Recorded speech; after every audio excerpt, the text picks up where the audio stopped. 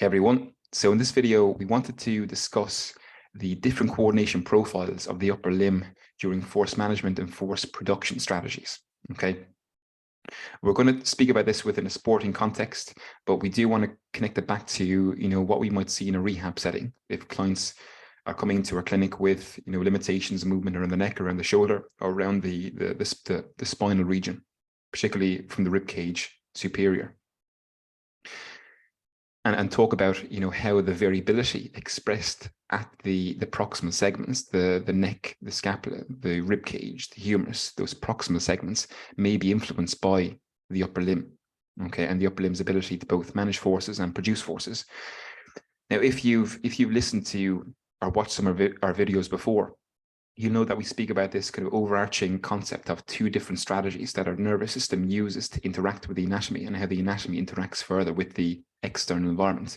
And those are distal to proximal strategies and proximal to distal strategies.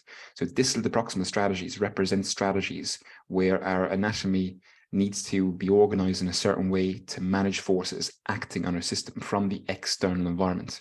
Okay. And there's a few universal features there. Typically, those external forces are acting on the distal segments, the distal endpoints of the limb, so the hands and the feet. Generally, they're not impacting the elbows and the knees, the shoulders, the hips directly, but they may have to contribute depending on the nature of the force. A proximal to distal strategy would be represented by the proximal structures generating force in a proximal to distal manner, because most of our muscle mass is distributed around the proximal region. So we want to initiate the movement from proximal to distal so that we can generate more velocity through the distal segment to act on the environment. But within the context of rehab, what we want to consider is that we always need to be able to manage forces before we produce forces. There's always perturbations acting on our system from the external environment. Most of the forces acting on our system come from the external environment. This is why we put a lot of focus on being able to manage forces in a distal to proximal manner before we produce forces in a proximal to distal manner. So managing forces in a distal to proximal manner, producing forces in a proximal to distal manner. Okay. We're going to discuss the different coordination profiles, or the different sequencing strategies, particularly the kinematic sequencing strategies of the midline structure versus the upper limb structure during distal to proximal and proximal to distal strategies here. Firstly, we're going to look at a distal to proximal strategy here in this rugby tackle scenario here, where obviously there's a lot of mass moving at speed through the other player to impact this player with the ball here. Okay, so just think of the player in black there as just a mass trying to perturb the player in red. Okay. When it comes to managing that external force, we do want the capacity to be able to manage forces around the wrist and the hand. But because there's a lot of force moving at speed to displace his system, we do certainly want certain proximal behaviors to be expressed here as well.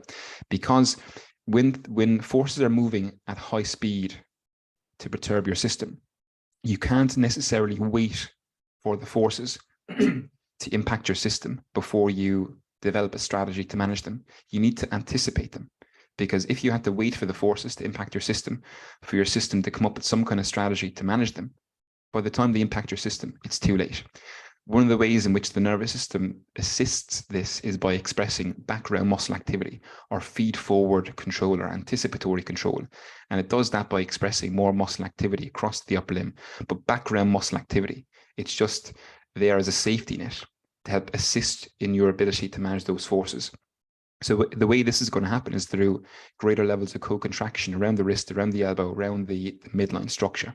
Okay, so in this scenario, we're not necessarily managing forces by yielding through the elbow, by yielding through the shoulder, by yielding through the spine, because if that was to happen, the player in red will be on the ground, and that's not the goal of this. The goal is to stiffen the upper limb to prevent displacement of his anatomy. But we still want the distal segment to have the capacity to build muscle activity quickly, to contribute to the management of that force distally. But we do need to get contribution from the proximal structures, but not in a way that displaces the segments, but in a manner that utilizes the anticipatory control of the nervous system to generate more co-contraction, to generate more muscle activity around the proximal segments to reduce displacement. Okay. If this was a lower force or a smaller mass impacting our system, we may be able to manage those forces well around the hand and wrist and elbow, for example, without having to change the muscular behavior proximally. Okay, so in a scenario, a rehab scenario, let's say you might have somebody with a lot of neck tension, a lot of shoulder tension, a lot of thoracic spine limitations. Let's say just a general lack of variability. From an assessment standpoint, you obviously do need to assess what's going on proximally, and we would generally assess in a proximal to distal manner, no matter what the issue is.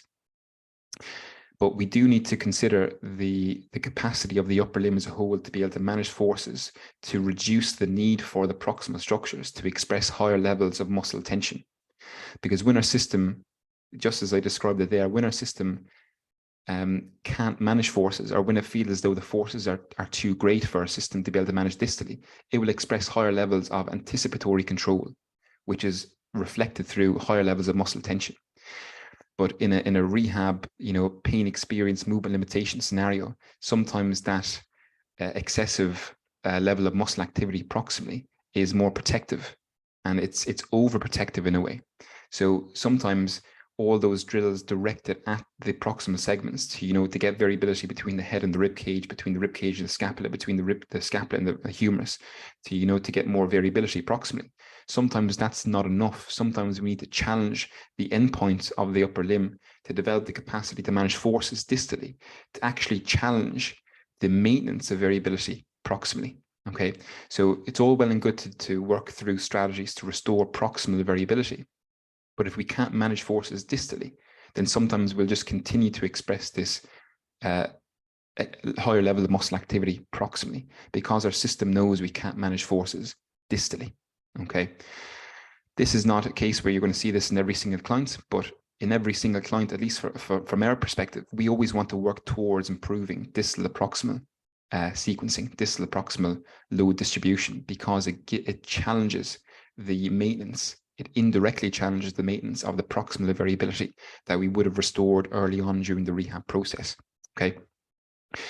Now let's look at this within the context of force production, and how the midline and the upper limb will express a different sequencing, or different speed of sequencing, or different coordination strategy based on the time we have to produce force. And I think this is just helpful to understand, how different task behaviors will influence the sequencing of joint segments.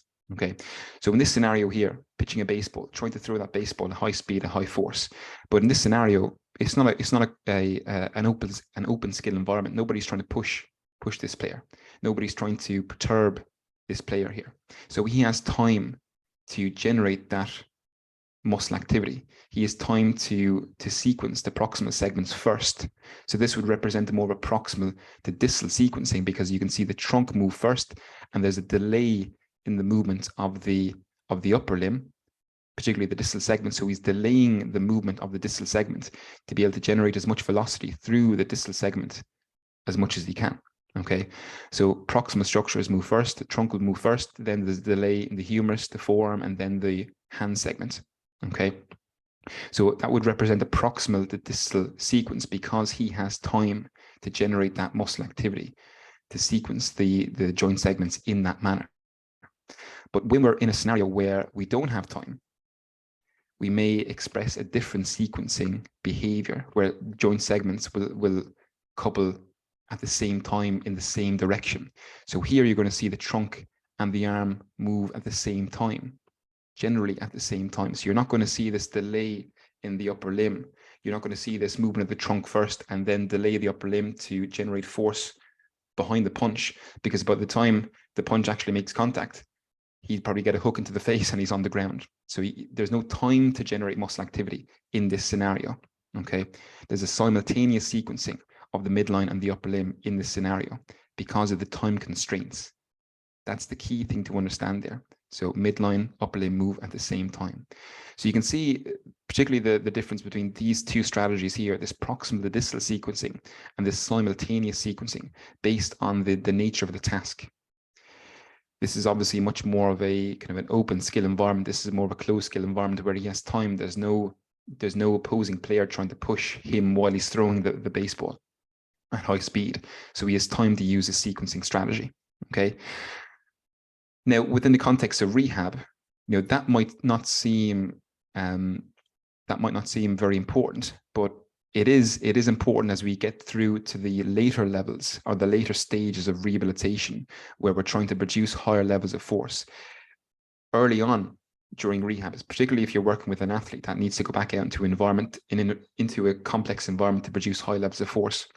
Early on, we want to restore good distal approximal sequencing, where we're trying to actually improve the variability of the proximal structures and then work towards improving the load distribution from distal to proximal. But then we might have to come back to really work on producing force as well. Or we might do this simultaneously through the middle and late stages of rehab, where we're trying to take advantage of the amount of muscle mass that's distributed proximally to generate those forces in a proximal to distal manner. Okay, so it's not a case where we always want to try and get more variability proximally, but there are situations where we want to take advantage of the proximal structures to generate force in a proximal to distal manner. Okay, but generally within the context of early rehabilitation, early stage rehabilitation, we are generally trying to restore proximal variability and then work towards trying to challenge that proximal variability by challenging and perturbing the upper limb, the distal tissues of the upper limb, to challenge their capacity to manage forces, but simultaneously challenge the maintenance of that variability that we've just restored during the early phases of rehab.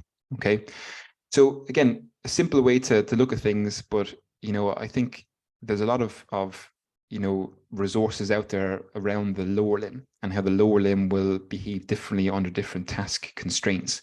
But I don't think there's a lot out there when it comes to the upper limb. So I think this is a helpful kind of educational resource, if you like, just to look at what's happening in a sporting environment where the speed is high, the force is high, the stress is higher, the intensity is higher, and then look at the strategies that are being displayed and then connect that back to the strategies that might be displayed by clients that are expressing pain, that are expressing low levels of variability with low intensity movements. So we need to see where the carryover is there.